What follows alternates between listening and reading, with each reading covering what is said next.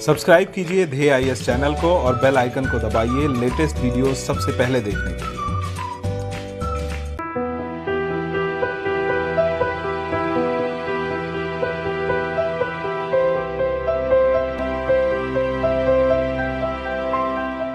नमस्कार, मैं सुनील वर्मा ध्येय आईएएस टीम की ओर से आपका स्वागत करता हूं ध्येय टीवी पर। हम बात करेंगे डेली करंट अफेयर्स के अपने प्रोग्राम पर, जैसा कि हम प्रतिदिन करते आए हैं। इस वीडियो में हम बात करेंगे भारत के विदेशी मुद्रा भंडार के विषय में, जिसने एक नया अचीवमेंट प्राप्त किया है। अब भारत का विदेशी मुद्रा भंडार विश्व में 5वें स्थान पर आ गया है और यह कहा जा रहा है कि जिस तरह से भारत के विदेशी मुद्रा भंडार में वृद्धि हो रही है, आने वाले कुछ ही दिनों में भारत का विदेशी मुद्रा भंडार रूस को पीछे छोड़ते हुए चौथे स्थान पर आ जाएगा। तो हम समझेंगे कि आखिर ये जो भारत का विदेशी मुद्रा भंडार बढ़ रहा है, यह हमारे लिए क्यों महत्वपूर्ण है, इससे भारत के सामने कौन कौन सी जो चुनौतियां थी उनका समाधान हो सकता है, और साथ ही समझेंगे विश्व के किस देश के पास कितना विदेशी मुद्रा भंडार है और यह जो विदेशी मुद्रा भंडार भारत का बढ़ा है, यह क्यों बढ़ा है। आइए इसको थोड़ा सा हम समझने का प्रयास करते हैं। सबसे पहले कुछ आंकड़ों पर थोड़ा सा हम गौर करते हैं। वित्त वर्ष 2019-20 में भारत के द्वारा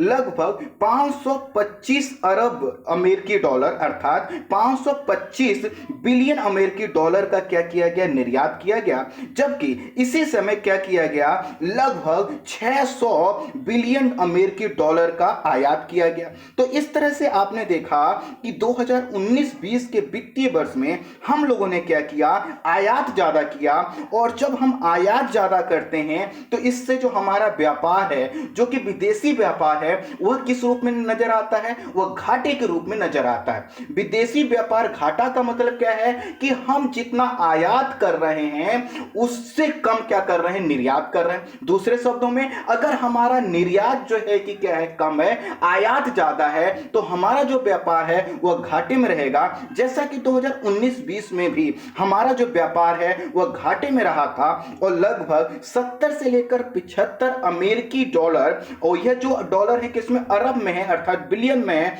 हमने क्या किया था, व्यापार घाटा फेस किया था।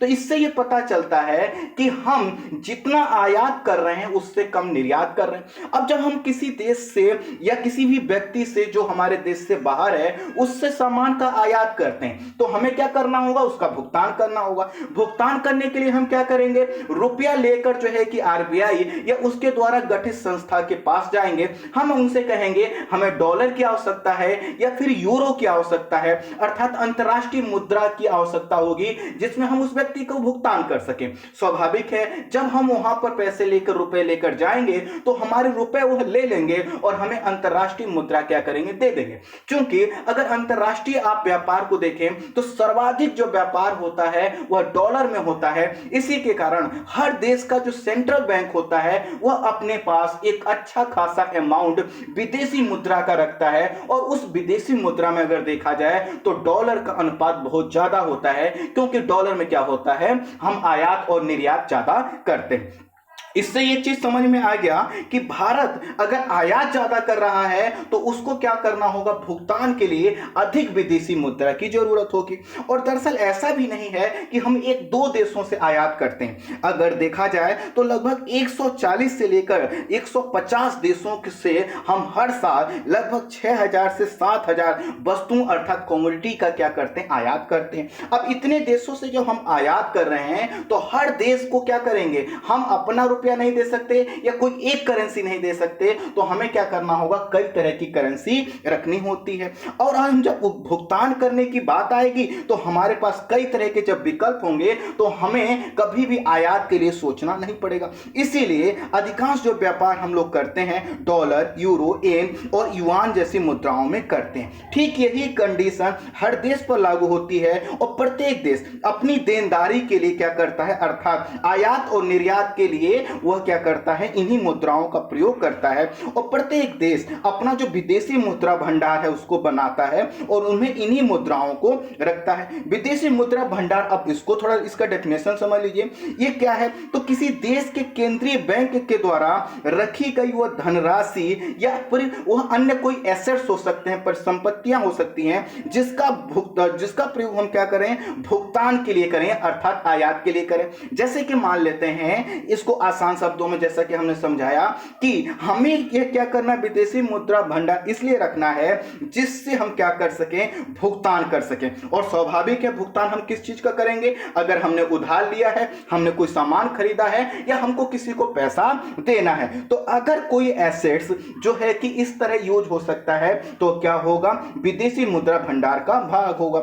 आईएमएफ के अनुसार जो है कि यह एक प्रकार की ऐसी विदेशी परिसंपत्ति है जिसका जो है कि प्रयोग हम क्या करते हैं, बैलेंस ऑफ पेमेंट के लिए करते हैं। ये भी वही बात कह रहे हैं। इस तरह से देखा जाए तो भारत के लिए क्या है, अगर इसका विदेशी मुद्रा भंडार तेजी से बढ़ रहा है तो ये काफी अच्छी चीज है। क्यों, दरअसल आपको अगर 1991 का समय याद हो तो उस समय जब प्रधानमंत्री चंद्रशेखर जी थे, उस समय भारत का जो विदेशी मुद्रा भंडार था अत्यंत कम हो गया था। कितना कम हो गया था, इसको ये समझ ले कि हम 3 हफ्ते तक जो है कि पूरी तरह से आयात नहीं कर सकते थे। ऐसी कंडीशन में क्या हुआ कि इस समय जो है कि आरबीआई ने लगभग 47 टन सोना गिरवी रखकर जो है कि क्या किया, विदेशी मुद्रा प्राप्त किया और फिर अपनी जो है कि आयात की आवश्यकताओं को पूरा करने का प्रयास किया। तो उस समय क्या हो गया था कि हमारे पास जो विदेशी मुद्रा भंडार था वह काफी कम हो गया था, शायद जो है कि कुछ ही अरब बचा था और ऐसे में हमें क्या करना था, आयात के लिए भुगतान करना था। तो हमने क्या किया, अपना सोना गिरवी रख दिया। लेकिन यह कंडीशन बिल्कुल भी ठीक नहीं थी। इसके बाद से भारत ने निर्णय लिया कि नहीं, अब इस कंडीशन को हमें चेंज करना है और इसी के कारण भारत ने समझा कि अब हमें अपनी विदेशी जो परिसंपत्तियां हैं उनको बढ़ाना है। प्रश्न आएगा कि विदेशी मुद्रा भंडार में क्या क्या रखा जाता है, तो इसमें होता है सबसे पहले विदेशी परिसंपत्तियां। इसमें विदेशी परिसंपत्तियां में क्या हो सकता है कि विदेशी करेंसी हो सकती है, जैसे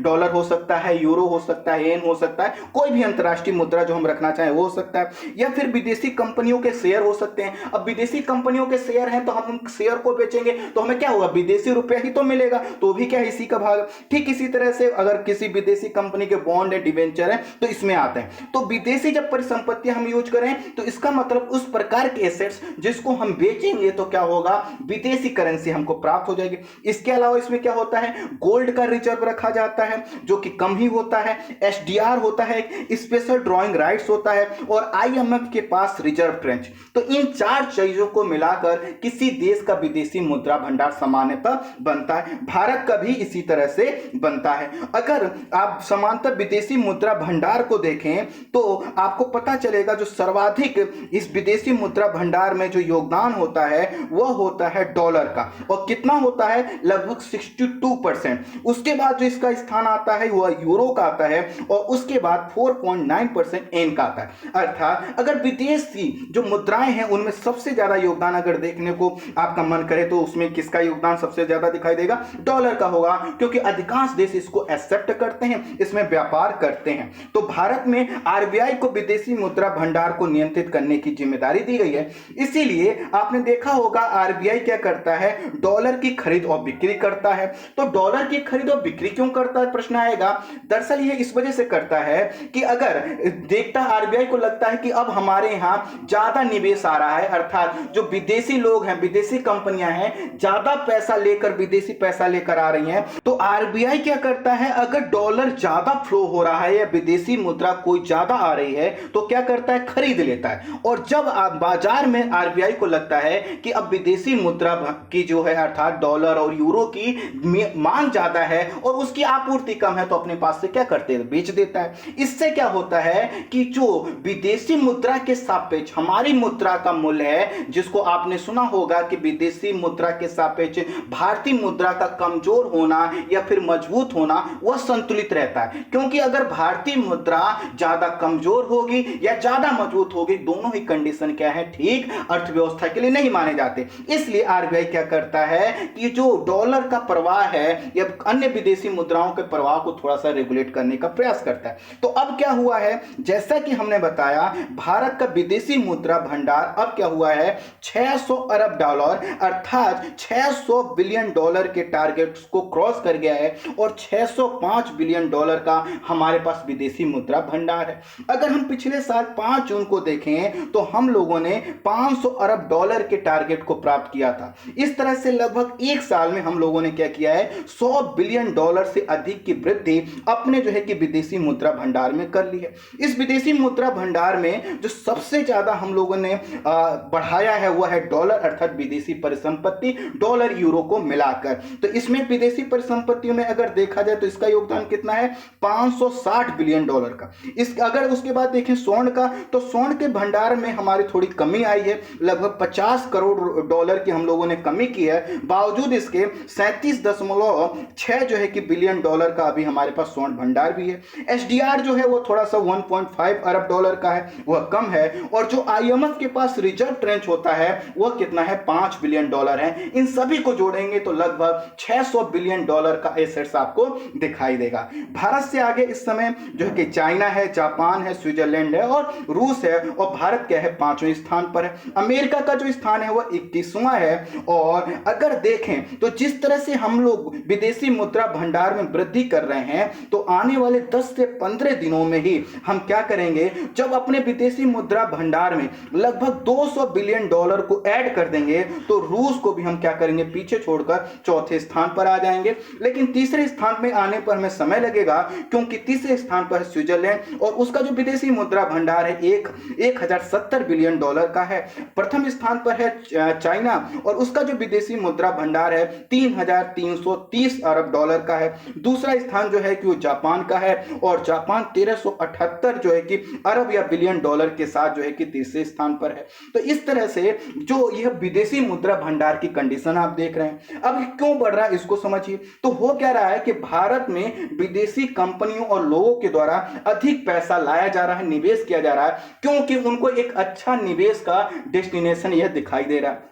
इसके अलावा यूरोप और अमेरिका में आपने सुना होगा अधिक नोटों की छपाई की जा रही है, तो लोगों के पास जो पैसा आ रहा है वो सोच रहे हैं कि भारत जैसे देश में लगाया जाए, क्योंकि विकासशील देश है, काफी आर्थिक संभावनाएं, तो इसकी वजह से पैसा आ रहा है। इसके अलावा जो पैसा आ भी रहा है तो आरबीआई भी क्या कर रहा है, तेजी से जो है कि डॉलर को खरीद रहा है। और इसके अलावा एक और चीज हुई है कि 2019 की तुलना में लॉकडाउन के कारण हम लोगों ने क्या किया है, आयात कम किया है। आयात कम करने से क्या हुआ है, हमारा जो विदेशी मुद्रा भंडार कम जो है कि कम खर्च हुआ है और इसकी वजह से जो हमारा विदेशी मुद्रा भंडार है वो बढ़ा। भारतीय शेयर बाजार में आप उछाल देख रहे हैं, ये भी एक कारण है। और इन सभी कारणों से क्या हुआ है, विदेशी मुद्रा भंडार बढ़ा है। आई होप आप संक्षेप में इसको समझ पाए होंगे। इस वीडियो में इतना ही। Thank you so much.